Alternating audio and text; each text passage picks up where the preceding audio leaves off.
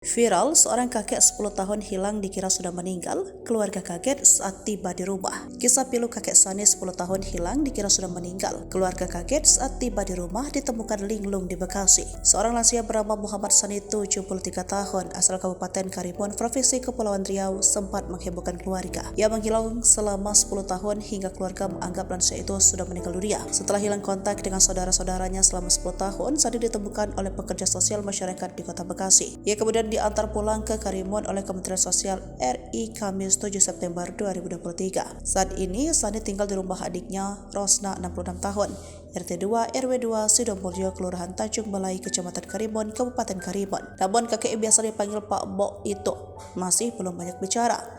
Pihak keluarga juga masih belum terlalu banyak bertanya untuk menjaga kondisi mentalnya. Diketahui, Muhammad Sani pertama kali ditemukan oleh pekerja sosial masyarakat Kota Bekasi sekitar 3 bulan yang lalu. Ketika ditemukan, kakek 73 tahun asal Kabupaten Karimun, Provinsi Kepri sedang terluka-luka di jalanan dan dalam keadaan linglung. Saat ditemukan, Sani memakai baju kaos kuning, celana training, dan sebuah tas ransel hitam. Beruntung, Muhammad Sani ternyata masih menyimpan fotokopi KTP-nya yang beralamat di Kelurahan Baran Barat, Kecamatan Meral Barat, Kabupaten Karimun di dalam tasnya. Alhamdulillah, dengan bantuan Kementerian Sosial, Babinkan Timnas Jati Bening, Babinkan Timnas Kamtibmas Baran Barat, Bribtu Rino, Babinsa Barat Serda Fadli, akhirnya Pak Muhammad Sani bisa kembali bertemu dengan keluarganya. Bahkan beliau sudah dianggap meninggal dunia. Pak Muhammad Sani ini warga kami Baran Barat, ungkap Lurah Baran Barat, Widya Agustina yang ikut menjemput ke Kota Batam.